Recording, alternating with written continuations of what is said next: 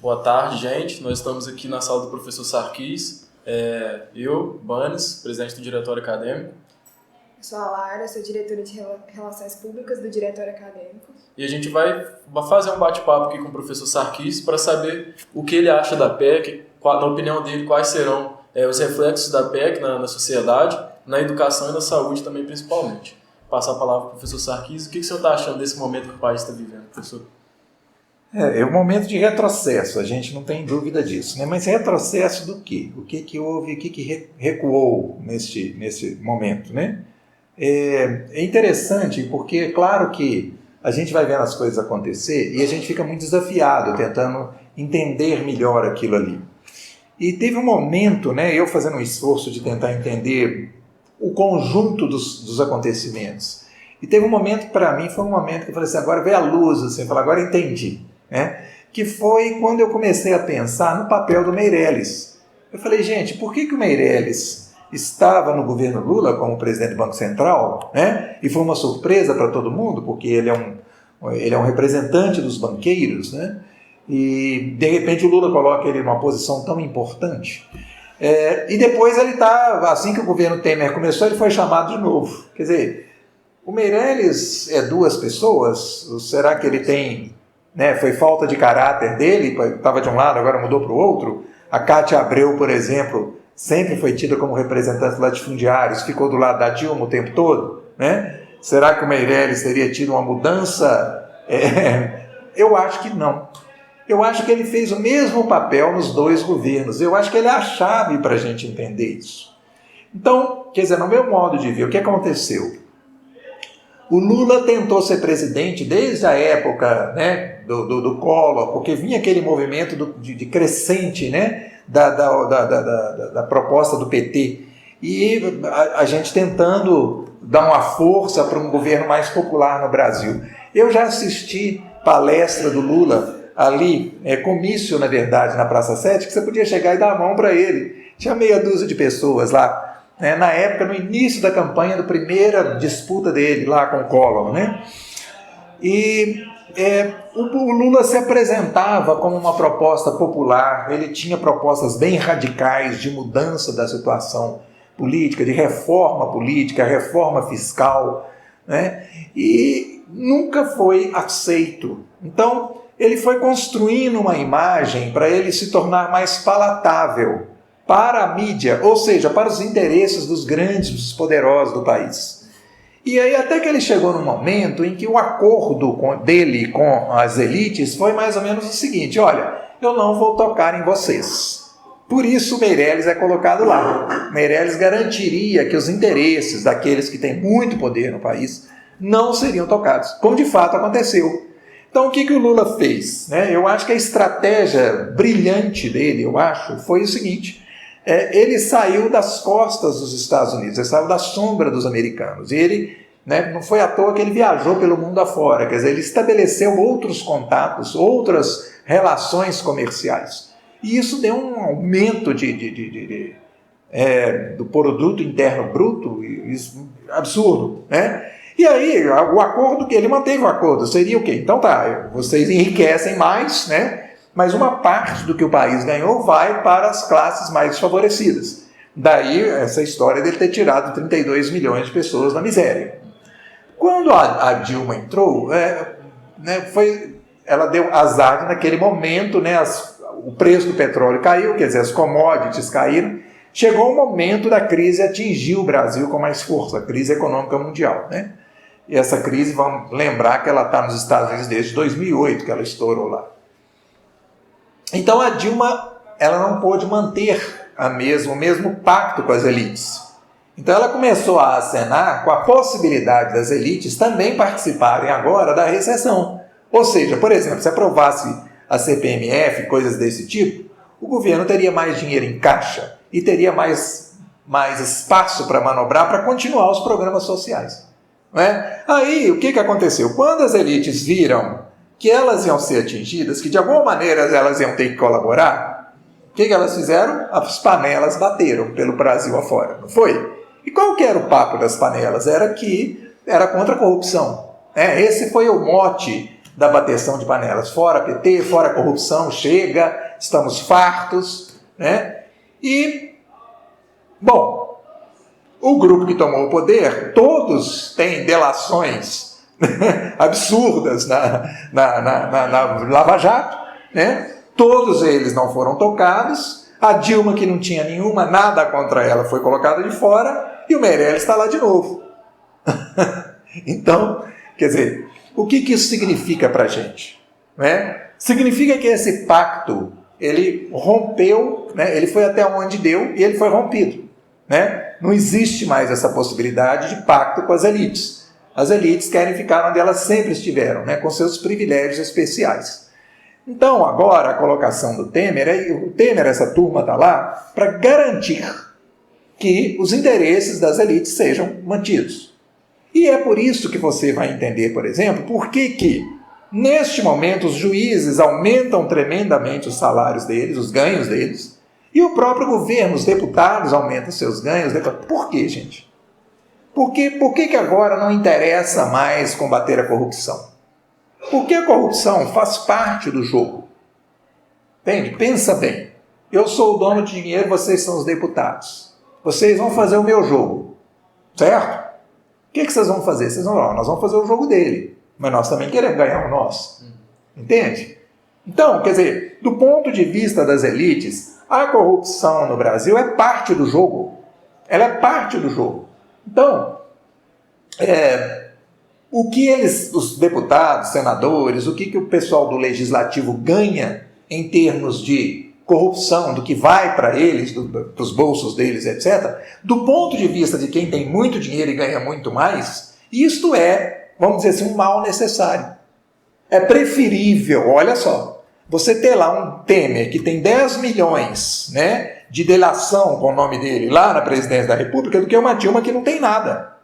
Por quê? Porque a Dilma não está disposta a fazer o pacto necessário para eles. Entendeu? Quer dizer, é mais barato para quem tem muito dinheiro você pagar o Temer e deixar o Temer lá com o que a equipe dele quiser, mas você garantir que nós vamos ficar intocados. Por isso que o Meirelles está lá. Então a PEC, quando a gente vai ver o que é a PEC, é só mais uma atitude para garantir que, né, o pagamento da dívida vai seguir sem nenhum toque, sem nenhuma... Ninguém está questionando mais a dívida tem que ser paga, tá? A dívida tem que ser paga com recursos de onde sobrou, sem CPMF, sem aumento de imposto, sem taxar as grandes fortunas, sem mexer nos gastos absurdos daqueles que estão no próprio governo, que tem gastos aí de 150, 200 mil reais mensais, quer dizer, ganhos, né, sem mexer nesses ganhos.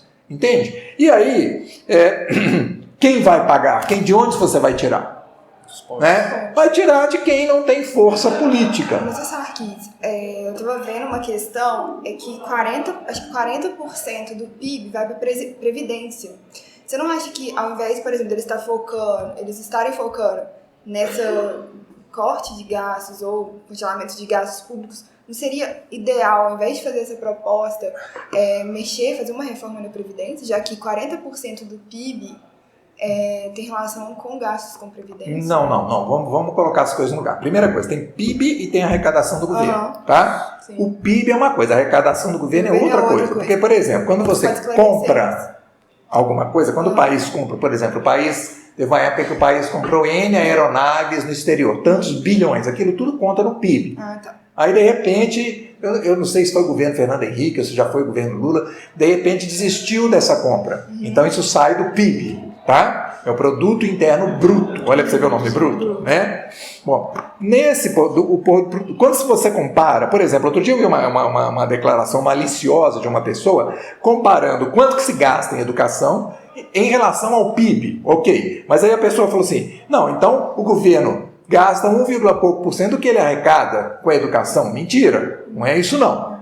A gente tem que ver o que realmente o governo arrecada, tá? Agora, dentro do que o governo arrecada, é que você vai discutir quanto vai para um setor, quanto vai para outro, quanto vai para outro. Me parece que esses 40% da balança, são 46% é para o banco, é pagamento da dívida, tá? De juros e amortização da dívida. A eterna dívida pública, né? Que era, além da dívida interna, era dívida com FMI. Sim. No governo Lula, ele conseguiu acabar com a dívida do FMI, acabar com a dívida principal, eu não sei se acabou com todas as dívidas do exterior, tá? E aí o Brasil passou a pagar a dívida em reais e não mais em dólar. Seria a dívida interna, né? É que é a dívida interna. Essa é que é a tal que todo mundo tem medo de mexer nela. Tem pavor de mexer nela. Ninguém conseguiu mexer nela. Nem Lula desafiou essa dívida interna, nem Dilma desafiou essa dívida interna. Ninguém quer fazer uma auditoria dessa dívida. Ninguém quer ver o que realmente essa dívida deve ser paga, quanto dela deve ser paga, porque ela, está atrelada ao sistema financeiro todo. E esse sistema financeiro tem um poder enorme. Ele pode, eventualmente, o grande medo, ele brecar todo o país. De repente você não tem dinheiro mais você não pode mais sacar dinheiro, você não tem mais dinheiro na mão, entendeu? Esse é um grande medo, que esse sistema financeiro reaja de uma maneira violenta a uma possível intervenção na dívida interna. Tá? Por quê? Aí o governo tem que ter muito apoio popular, muita força e muita consciência de todo mundo para mexer, porque é a grande caixa de marimbondos. Quando você pega aí um juros de 14, tantos por cento que o governo paga pela dívida, você vai lá ver isso em números, é extremamente alto. Então você vê que constantemente você pegar lá lucros do Bradesco, lucros do Itaú e outros aí, você vai ver que os lucros só aumentam. Apesar da crise, ali não existe crise nenhuma. Então, por exemplo, do ponto de vista desse povo e de outros, aquilo que o governo tira de corrupção, para eles está bem empregado, entende? E não está tirando deles, não é? Quer dizer, esse dinheiro que vai para a corrupção não é deles que está saindo, é de novo dos assalariados, da saúde, da educação, dessas áreas que o governo corta. Agora, é claro que ele também tem um limite para cortar, porque num sistema democrático, se é que nós estamos vivendo ainda uma democracia, eles podem tomar uma rasteira por causa disso, no voto. Então, agora, eles estão, judiciário, legislativo e executivo estão juntos, isso eu nunca vi na minha vida, como que está tão bem articulado. Então, nós estamos num momento de retrocesso por isso, porque nos três poderes eles conseguiram união. Quer dizer, é o momento em que a direita está com toda a força, com todo o fôlego. Então, por isso que eu chamo de retrocesso. Quer dizer, todos os projetos sociais que custaram demais a ser conquistados, um pouquinho que foi, eles estão todos ameaçados. Então, a pobreza está aumentando mesmo. Porque o único jeito agora de você diminuir a pobreza é você tirar de quem tem muito. E como quem tem muito não está disposto, então, por exemplo, eu falo, o pessoal está criticando demais a PEC, vocês estão aí contra a PEC, mas eu me pergunto no fundo, e se não passasse a PEC? Vocês acham que ia mudar a situação econômica, política? Não ia mudar. Eles não estão lá para outra coisa. Eles estão fazendo via PEC. Se não fosse via PEC, ia ser via outras coisas. Mas você vê um agravante, assim, na aprovação dessa PEC, já que a gente já está vivendo um contexto econômico, político já instável, que a gente vê que está instável, não está legal. Com essa PEC, como que você vislumbraria o futuro, assim, realmente, na sua concepção? E outras duas declarações que surgiram, a primeira falando da PEC, que foi o Meirelles, ele falou que o principal objetivo da PEC é mostrar para o mundo que o Brasil está aberto a investidores externos. Então, ele falou que, isso daí ele deixou bem claro no pronunciamento dele, ele falou que o objetivo é mostrar para o mundo que nós estamos abrindo o mercado para os investidores externos. E depois que você falar sobre a PEC, eu queria que você desse a sua opinião a respeito das ocupações, porque o atual presidente Temer, ele deu uma entrevista, não foi um pronunciamento, lá no Planalto, onde ele foi perguntado sobre as ocupações e ele ironicamente riu e falou que quem está ocupando não sabe o que é PEC. Que se você chegar numa escola e perguntar o que é PEC, vão te responder que é uma proposta de ensino comercial. Aí depois eu queria que você falasse também a respeito dessa afirmação dele e como você enxerga as ocupações. Olha, eu acho que ele está certo. A maioria das pessoas não leu, não sabe o que é mesmo, E nem tem que saber. Eu acho que a manifestação, o sentido dela, nem é porque todo mundo sabe exatamente o que é a PEC. Ela tem um lado que é necessário mesmo, quer dizer, todo governo, na hora que você está em crise, você tem que economizar. Lógico, Você tem que cortar gastos, Mas você tem duas alternativas. Uma é cortar gastos, outra é ampliar a sua arrecadação. E a questão do Brasil é que os bilionários, os milionários e tal, eles não são tocados, gente.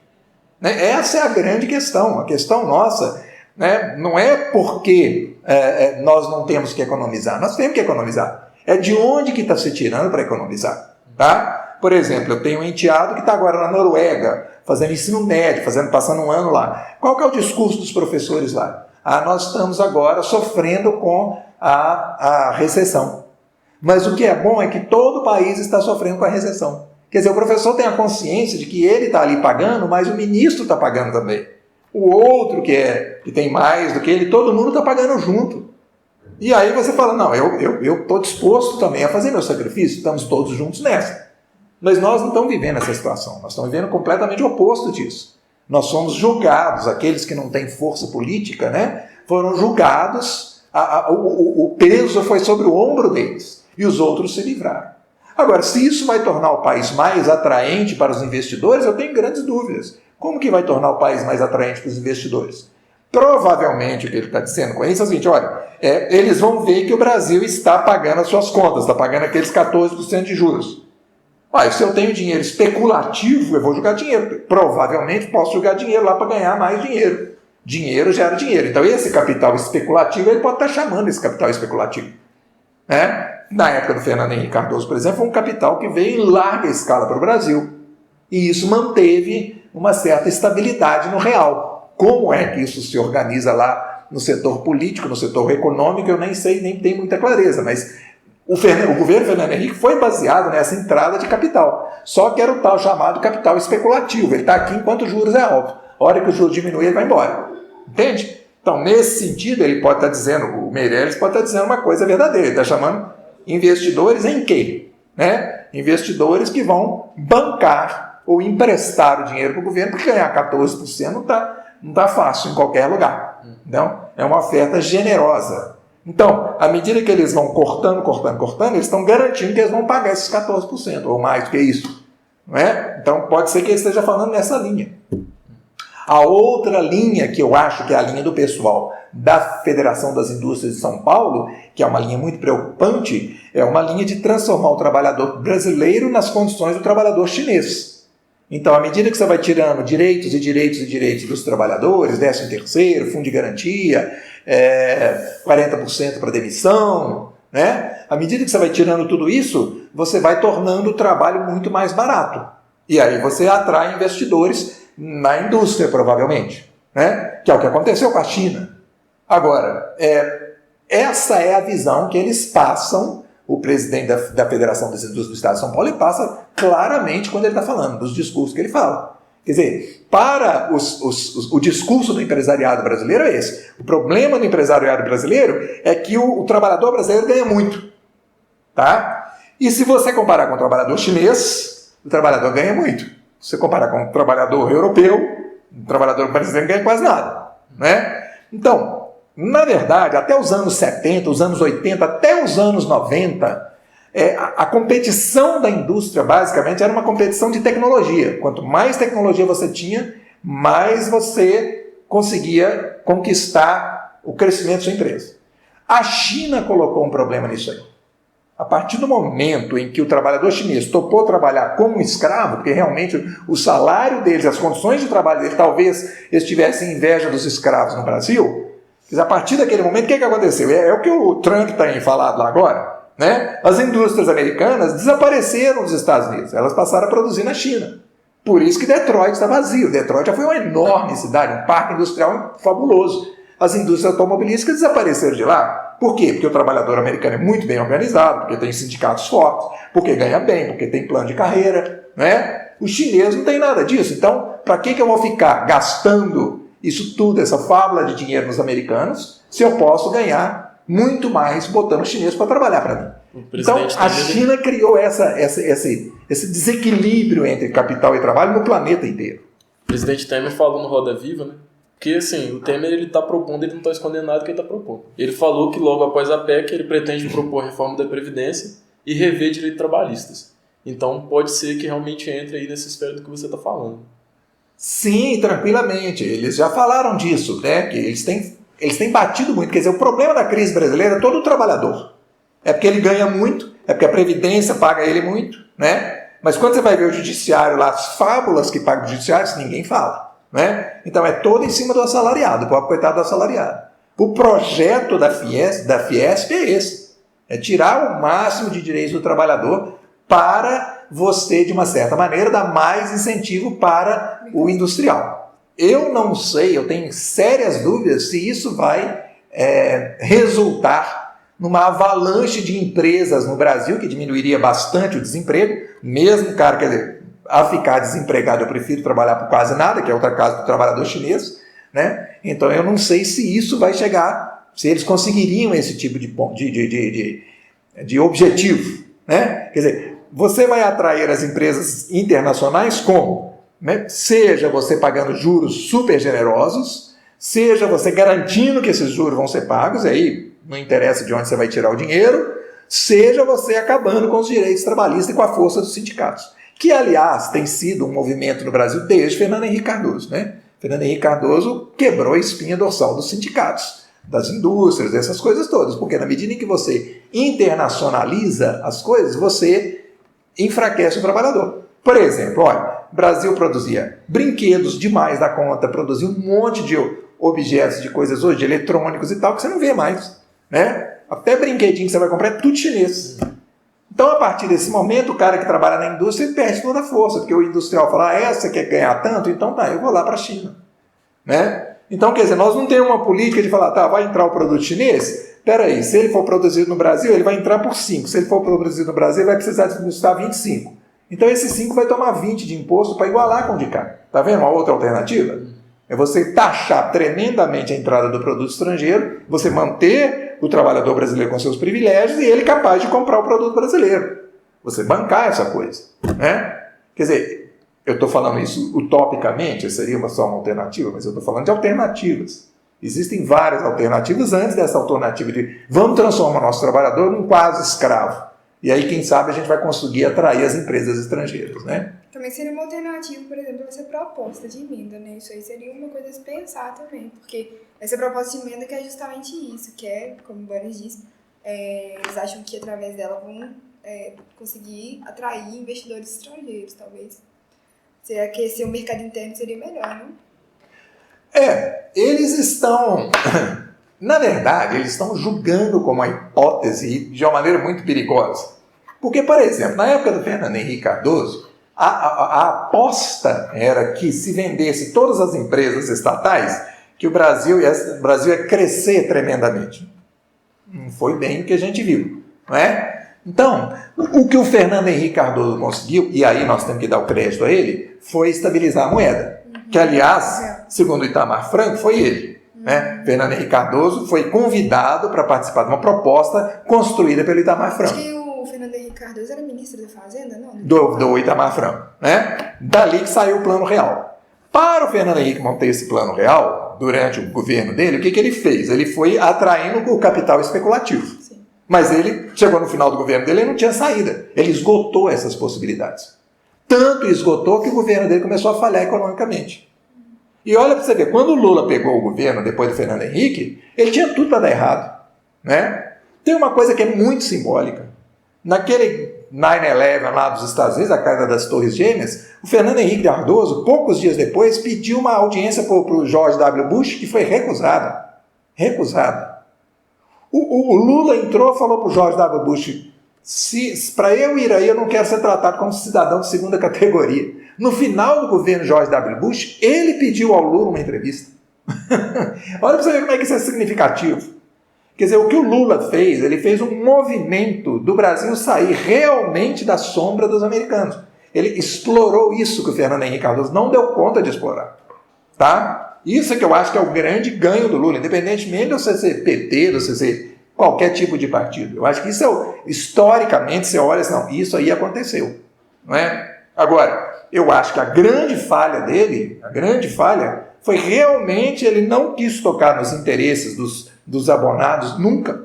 Né? Ele achando que esse pacto ia ser conduzido de uma maneira razoável, por exemplo, durante o governo Dilma. E deram nele, né? Falaram, peraí, Lula, agora você quer que eu participe aí dessa crise? Tchau para você. Não é? Então, quer dizer, a burguesia brasileira, né? Os grandes ricos brasileiros, assim como de vários lugares do mundo, eles defendem seus interesses e pronto. Né? Tem um discurso de um bilionário norte-americano, amigo do Obama, falando isso. Ele falando isso, falando, olha, nós continuamos pagando 15% de imposto de renda, isso é um absurdo. Nós somos bilionários, nós tínhamos que estar contribuindo para esse país, nós não estamos... Isso estou falando dos Estados Unidos. Então, quer dizer, o capitalismo que é comandado pelos americanos e que passa aqui pela América Latina, ele é um capitalismo assim, que não põe nenhum limite na riqueza. Você pode ser quão rico quanto você quiser. Haja visto o nosso dono da Localiza Rent-A-Car aqui, que é um cara super bilionário e que compra carro sem pagar imposto como se fosse um taxista simples. Entendeu? O cara, ele compra carro, gente, sem pagar imposto, como se ele fosse um taxista. Que foi criada essa lei pelo taxista, que é cara que não pode pagar e que precisa de trabalhar com carro, ele vai para comprar o carro dele sem imposto, sem determinados impostos. Então compra o carro bem mais barato. O dono da Localiza, que é um dos mais ricos do país, ele tem o mesmo benefício. E daí a 2 anos ele vende o carro como se tivesse comprado o carro pagando imposto. Então, quer dizer, é um país que não coloca limite para a riqueza. E antes não tinha limite para a pobreza também. Você pode ser pobre o quanto você quiser, você pode ser miserável, não estamos nem aí para ser. O que o Lula fez foi uma coisa que já tem em todo o país do primeiro mundo há muito tempo. Olha, fome não. Daqui para baixo não pode. Então você tem que ter um mínimo de programas sociais para garantir que a pessoa não morra de fome. Porque isso só leva à violência. É a violência do Estado que depois vai ser respondida pela violência da rua. Não é? Bom, nós precisamos de botar um limite para a riqueza, que é o caso da Dinamarca. Né? Quer dizer, você tem um sistema de taxação na Dinamarca que o cara, né, ele pode ter muitas empresas, mas ele não pode ter dinheiro no bolso. O imposto de renda toma tudo dele. Sim. O que ele vai fazer? Ele vai ter que aplicar o dinheiro na produção. Então, quer dizer, eu hoje sou super a favor da social-democracia. Eu acho que a gente tinha que ter no Brasil uma social-democracia, à la Noruega, Suécia, Dinamarca. Aquilo ali é uma marca interessante. Porque são países capitalistas e são países que souberam lidar no sentido, com essa riqueza, no sentido de dizer, olha, o sujeito não pode passar num determinado patamar de riqueza. Né? Se ele tem muitas empresas e ele está ganhando muito dinheiro, ele tem que reaplicar esse dinheiro no país. E não sair gastando a revelia do jeito que ele quiser, porque milionário, quando está com muito dinheiro, e isso vale para nós todos, quer dizer, se você ganhar na Mega Sena amanhã, o que você vai fazer com o dinheiro? Né? Já que você pode fazer o que você quiser, você vai comprar um iate, sei lá o que, você vai viajar pelo mundo, vai importar um monte de coisas, não é? Você vai viver igual um milionário, certo? Agora, se você ganhar na Mega Sena, o governo fala para você, vou te tomar tudo, a menos que você faça alguma coisa, aplique na produção. Aí você vai ter uma outra visão de mundo. Né? Sim. Então, a PEC, pelo que você me disse, eu acho que você poderia reavaliar muito mais a economia para criar um modelo na medida. Não fazer como eles estão querendo fazer, impor uma proposta de emenda que, na realidade, eu acho que ela deixa de avaliar muitos pontos. Igual esses pontos que você alternativas. Muitas alternativas, como você levantou, que podem ser avaliadas, porque eu estava vendo um economista que ele disse que desses 70% que eles falam que é de dívida, que acho que 30%, sendo que 20% seria de compras de ativos, que o banco, acho que o Banco Central faz. E outros 10% seria questão de compra e venda de títulos de dívida pública, que isso também acarreta mais dívida. Então eu vi que 30% seria disso. E o gasto, e 40% seria em outros gastos. Então, será realmente que vai ser viável você colocar um teto e um mínimo de gasto para educação e para saúde, sendo que você vê, tem várias outras alternativas. Exato. Tem várias outras linhas de ação que podem ser tomadas, que talvez podem ser muito mais efetivas. Você taxa lá para um teto e um piso para educação e saúde, mas você não ensina, você não tem você não sabe se vai ser gerido bem esse recurso. Questão também de gestão de recursos também. Exato. Eu acho que é isso mesmo. Eu acho que a gente tem, o que eu estou dizendo é isso mesmo. Eu acho que a gente tem alternativas, teria várias alternativas para pensar, né? Alternativas que me parecem muito mais sensatas, alternativas mais distributivas, né? E também acho, né, tem hora que eu brinco e falo assim, não, essa PEC tem que passar. Eu não acho que essa PEC...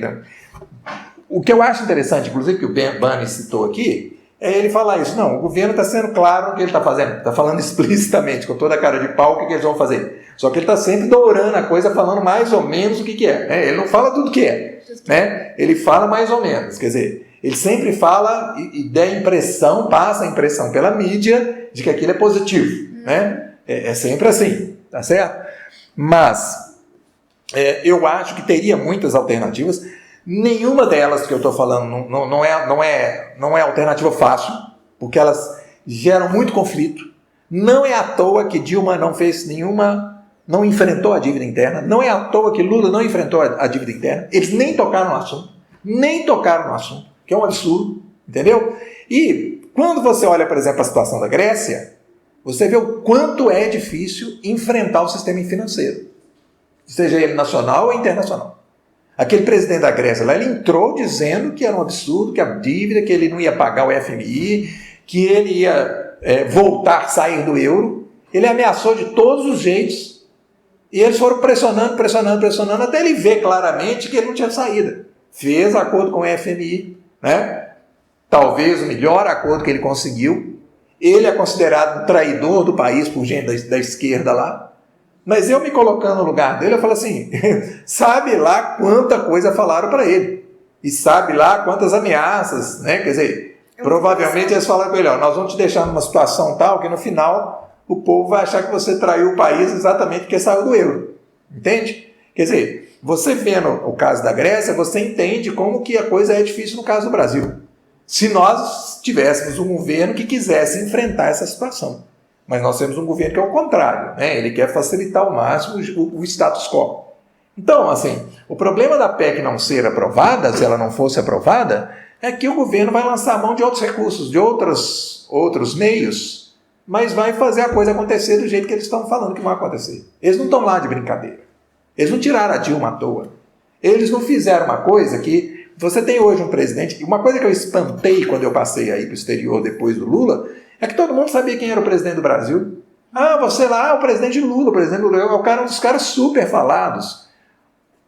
Então, assim, o Lula era um cara que tinha uma entrada internacional enorme. O Temer ele é considerado um Zé Ninguém. Né? Aquela foto dele no grupo do G20 é interessantíssima. Né? Dilma tira uma foto no meio de todo mundo. Ele tira uma foto isolada de todo mundo. É exatamente isso. Né? E ele se prestou a isso. Ele se colocou neste lugar. Ele que se colocou neste lugar. Né? Porque ele acha que vale a pena no projeto de vida dele. Então agora, eles vão abrir mão da PEC no momento desse? Se eles fizeram toda essa confusão para isso? Se eles arriscaram, inclusive, a própria credibilidade do governo dele lá fora, ele vai parar agora por causa disso? Eu não acho que eles estão nem aí para o pessoal lá de fora, empresário estrangeiro. Eles estão fazendo o jogo do empresariado brasileiro, das elites brasileiras. Tá? Sarkis, muito obrigada. Foi muito Falei bom. pra caramba, né? Se a gente ficar conversando, dá para fazer e ficar conversando o dia inteiro.